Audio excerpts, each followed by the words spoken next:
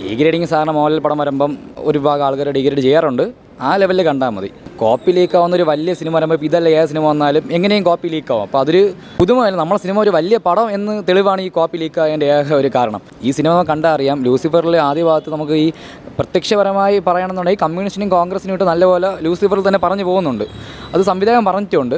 ഇപ്പോഴും അവർ ഒരു പാർട്ടിയും കൂടെ BJP-യും കൂടെ പറഞ്ഞു പോകുന്നത്. അതിൽ കമ്മ്യൂണിസ്റ്റിന് നല്ല കൊട്ടുണ്ട്, കോൺഗ്രസിനുണ്ട്, BJP-ക്കും ഉണ്ട്. അതിൽ ഒരു പാർട്ടി ആൾക്കാർ മാത്രമാണ് ഇപ്പോൾ ഇതിനെതിരെ വന്നുകൊണ്ടിരിക്കുന്നത്. ഒരു ആവിഷ്കാര സ്വാതന്ത്ര്യം സാധനമുണ്ട്. നല്ലതാണ്, എനിക്ക് ഇഷ്ടപ്പെട്ടു.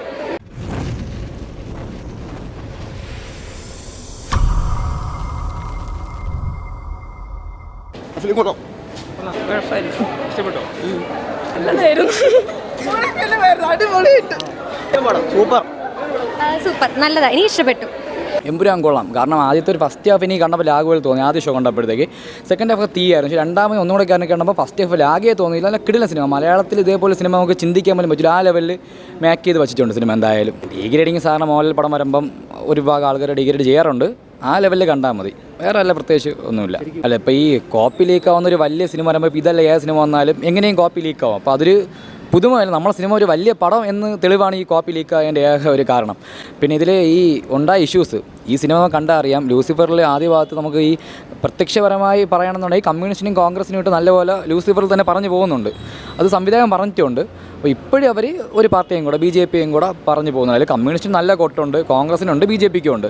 അപ്പോൾ അതിൽ ഒരു പാർട്ടി ആൾക്കാർ മാത്രമാണ് ഇപ്പോൾ ഇതിനെതിരെ വന്നുകൊണ്ടിരിക്കുന്നത്. ഒരു ആവിഷ്കാര സ്വാതന്ത്ര്യം സാധനമുണ്ട്. അപ്പോൾ അത് മനസ്സിലാക്കാതെ ഇങ്ങനെ സിനിമയ്ക്കെതിരെ പറയുന്നതുകൊണ്ട് യാതൊരു യോജിപ്പില്ല. കാരണം അങ്ങനെ ഇപ്പോൾ കുറേ ഈ കാശ്മീർ ഫയൽസ് അങ്ങനെ ഏതൊക്കെ ഒരു സിനിമകൾ, കേരള സ്റ്റോറി, അങ്ങനെ പടങ്ങൾ ഇറങ്ങി. ആ സിനിമയ്ക്കൂടെ ഈ തിയേറ്ററിൽ SL തന്നെ പോലീസ് കാവലോടെ ഇടിവണ്ടിയൊക്കെ വെളിയിൽ കാവലിട്ടാണ് ഷോ നടത്തിയത്. അപ്പം അങ്ങനെ അത് നടത്തുന്നുണ്ടെങ്കിൽ ഈ സിനിമ നടത്താം. അത്രയേ ഉള്ളൂ. അതിൽ വേറെ സിനിമ ആ രീതിയിൽ കാണേണ്ട ഒരു ആവശ്യമൊന്നും എന്തായാലും ഇല്ല. സെൻസറിങ് നമ്മൾ ആ സിനിമ കണ്ടെങ്കിൽ മനസ്സിലാവും. നമുക്ക് ആ സിനിമയ്ക്കൊരു ഫ്ലോ ഉണ്ട്. ഏകദേശം 3 മണിക്കൂറുള്ള സിനിമ നമുക്ക് കണ്ടിരിക്കുക ഒരു ഫ്ലോയും കാര്യങ്ങളൊക്കെ ഉണ്ട്. അപ്പം ഇനി ഈ സിനിമ കണ്ട ഒരാൾ വീണ്ടും ആ സിനിമ കാണാൻ പോയാൽ സെൻസറിങ് വഴി ഈ 17 സീന് കട്ട് ചെയ്ത സിനിമ ലെങ്ത് എത്ര ആവുമെന്നോ അത് എന്ത് രീതി ബാധിക്കുമെന്നൊന്നും അറിയത്തില്ല. ഇപ്പോൾ സാധാരണ ഒരു പുതിയ ഒരാൾ കാണുമ്പോൾ ചിലപ്പോൾ ഇഷ്ടപ്പെടുമായിരിക്കും. പക്ഷേ കണ്ട ആൾക്കാർ വീണ്ടും കണ്ട ആ ഒരു വ്യത്യാസം മനസ്സിലാവും.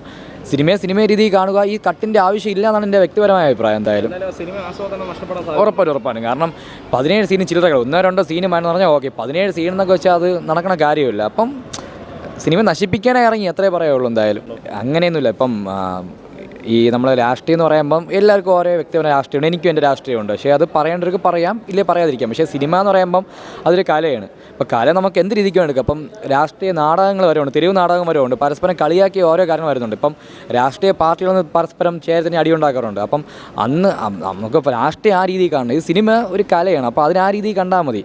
അല്ലാതെ അതിനെ ഇപ്പം ഇത് എന്നെയാണ് പറഞ്ഞത്, ഇത് ഇവരെയാണ് പറഞ്ഞുകൊണ്ട് കാണിക്കുന്നതിന് യാതൊരു യോജിപ്പ് എനിക്കില്ല എന്തായാലും.